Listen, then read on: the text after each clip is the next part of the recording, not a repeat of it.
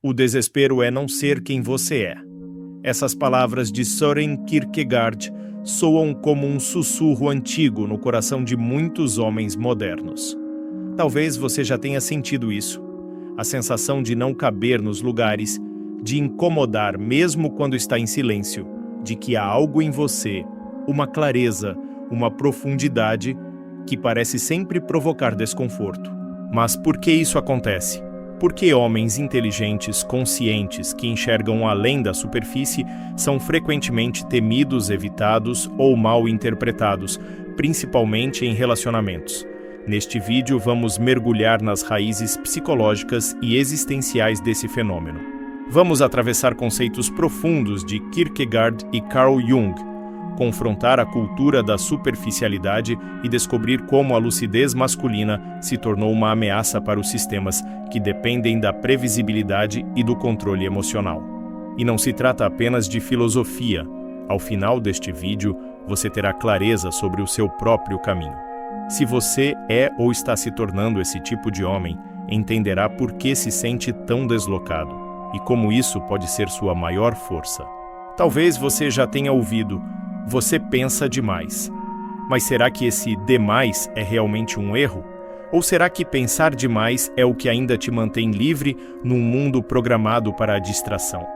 Este não é apenas um vídeo, é um espelho, e a jornada começa agora. Há um tipo de inteligência que não pode ser medida por QIs ou diplomas. É a inteligência que observa em silêncio, que reconhece padrões escondidos nas conversas banais, que sente a dissonância entre o que é dito e o que é sentido. Carl Jung chamaria isso de consciência ampliada, a habilidade de perceber o que está por trás da máscara ou, como ele dizia, da persona. É a consciência de quem já entendeu que a maior parte das interações sociais não passa de teatro inconsciente. E é justamente por isso que o homem inteligente assusta. Não é por ser frio ou arrogante. É porque ele não joga, ele não entra no script, ele não participa do espetáculo da aprovação social. E isso desestabiliza, especialmente em uma cultura que confunde previsibilidade com segurança. Quando um homem não reage como esperado, quando ele não se encanta facilmente, quando questiona em vez de agradar, ele é rotulado, frio, difícil, indiferente. Mas será que ele é tudo isso? Ou será que ele está apenas tentando manter viva a sua lucidez em um mundo de distrações? Imagine entrar numa sala cheia de fumaça. Todos agem normalmente, como se respirar ali fosse natural. Mas você sente o incômodo. E quando decide abrir as janelas, não é bem-vindo. Porque o desconforto alheio não está na sua presença, mas na clareza que você trouxe. Essa é a realidade do homem que enxerga. Kierkegaard dizia: rotular é negar. E é isso que fazem com quem vê demais. O rotulam para não precisar enfrentá-lo. Afinal, refletir dói, e o homem lúcido, por simplesmente existir, obriga os outros a se verem. Talvez você já tenha sentido isso. Aquela leve tensão no ar quando você entra em um lugar e não sorri automaticamente. Quando não preenche o vazio com conversa fiada. Quando sua presença silenciosa exige mais do que superficialidade. Você não é o problema. Você é o espelho. E espelhos que não deformam a imagem são os mais difíceis de encarar. Søren Kierkegaard chamou de a doença até a morte o estado de viver desconectado do próprio eu. Um tipo de desespero que não grita, mas consome por dentro. É o desespero de quem se adapta tanto que já não sabe mais onde termina a máscara e começa a verdade. Carl Jung enxergou a mesma ferida através de outro nome: alienação da alma. O afastamento daquilo que é mais autêntico em nós, em nome da aceitação social. A sombra, para Jung, não é apenas o que escondemos dos outros, é o que escondemos de nós mesmos para continuar pertencendo. E o que isso tem a ver com homens inteligentes? Tudo. Porque o homem que pensa, que sente, que reflete, não consegue sustentar por muito tempo essa desconexão. Ele pode até tentar seguir o fluxo, sorrir quando é esperado, fingir interesse em conversas vazias, repetir os mesmos rituais sociais. Mas algo dentro dele começa a gritar. Ele percebe que a maior parte do que chamamos de sucesso é apenas sobrevivência social, que muitos casamentos são pactos silenciosos de medo, que carreiras inteiras são construídas sobre o pavor de encarar o vazio, e então ele se recusa. Não por rebeldia, mas por integridade, e ao fazer isso torna-se perigoso, porque sua recusa revela o vazio do sistema. Sua presença vira um lembrete incômodo de tudo o que foi esquecido, da verdade abandonada em troca de estabilidade. O desespero moderno não está nas crises visíveis, está nos sorrisos que escondem cansaço, nos casais que dormem lado a lado, mas vivem em planetas distintos, nos profissionais bem-sucedidos que têm tudo, menos sentido. O homem inteligente vê isso, e por ver, não consegue mais fingir, não consegue mais voltar. Talvez você esteja nesse ponto, o ponto onde se torna impossível continuar se enganando, onde a lucidez começa a doer, mas também a libertar. E a pergunta inevitável é: você está disposto a carregar essa verdade, mesmo que ela te isole? Ou prefere a paz superficial de quem nunca precisou escolher? Como Jung alertou, o que não enfrentamos em nós mesmos, encontraremos como destino. E o destino do homem que foge de si é o desespero silencioso. Já o destino do homem que se encara é a liberdade. Mas primeiro vem a solidão. Existe um tipo de solidão que não vem da ausência de pessoas, mas da ausência de espelhos verdadeiros. É o tipo de solidão que o homem inteligente conhece bem. Não porque ele não sabe se relacionar, mas porque não consegue mais se encaixar em relações onde é preciso se diminuir para caber. Carl Jung dizia: solidão não é quando ninguém quer estar com você, é quando você não consegue comunicar o que é significativo para você. Esse é o silêncio mais pesado, não o de fora, mas o de dentro. A maioria das pessoas vive em torno de papéis. O amigo que sempre anima, o parceiro que nunca questiona, o filho obediente, o profissional incansável. E o que acontece quando alguém se recusa a vestir esses trajes? Ele é lido como ameaça. Jung chamaria isso de o processo de individuação, o chamado para se tornar quem você é de verdade, mesmo que isso signifique caminhar sozinho.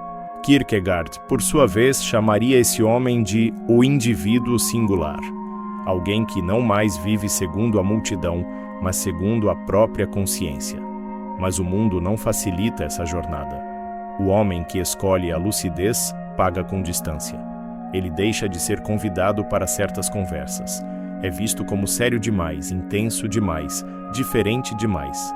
Ele começa a perceber que a maior parte das relações que teve até hoje eram alimentadas por expectativa, não por verdade. E esse é o ponto de ruptura, quando ele percebe que sua profundidade não cabe mais em conexões rasas, quando entende que sua visão precisa de espaço, não de aprovação. Quando aceita que talvez o amor verdadeiro, as amizades sinceras, o pertencimento genuíno, só floresçam depois da travessia da solidão. Mas essa solidão não é castigo, é iniciação. Como o herói que entra na floresta escura, sem mapa, sem garantias. Ele não sabe se será acolhido, se será compreendido, se será amado. Mas sabe que continuar onde estava seria traição. Aos poucos, a solidão vai se revelando como uma aliada, porque nela ele se encontra, ele se escuta, ele começa a reconhecer a própria voz, aquela que por tanto tempo foi abafada pela necessidade de agradar. E um dia, ao olhar para trás, entende: não foi rejeitado, foi libertado, libertado das versões que criaram para ele, e agora finalmente pode começar a viver, não como esperam que ele seja, mas como ele é. Poucas coisas revelam tanto sobre a alma de um homem quanto a maneira como ele ama.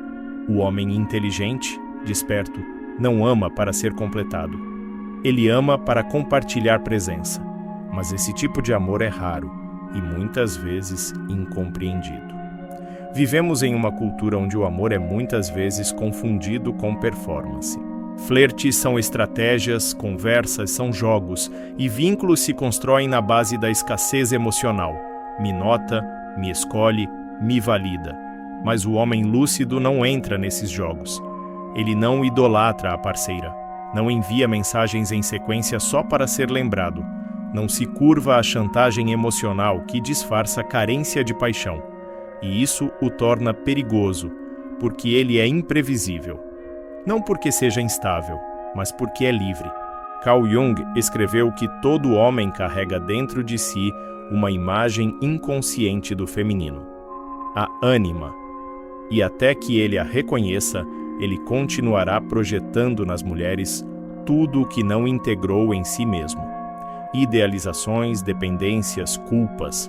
Mas o homem que mergulha em si, que integra sua ânima, deixa de procurar uma mãe disfarçada de amante. Ele passa a buscar uma mulher que caminhe ao lado, não à frente ou atrás. E isso confunde. Muitas mulheres, acostumadas com homens que mendigam atenção ou tentam controlar, não sabem o que fazer com alguém que apenas está. Alguém que observa em silêncio, que ouve antes de responder, que não se impressiona com aparências, mas se encanta com a verdade. Esse homem não corre atrás, mas caminha junto. Não promete eternidade, mas entrega a presença. E por isso, ele é lido como ausente, quando na verdade está mais presente do que a maioria jamais esteve. Esse tipo de amor exige maturidade, porque é nu, sem performances, sem papéis, sem garantias. Apenas dois seres inteiros tentando se encontrar, sem precisar se perder no outro. E por isso mesmo, ele é assustador.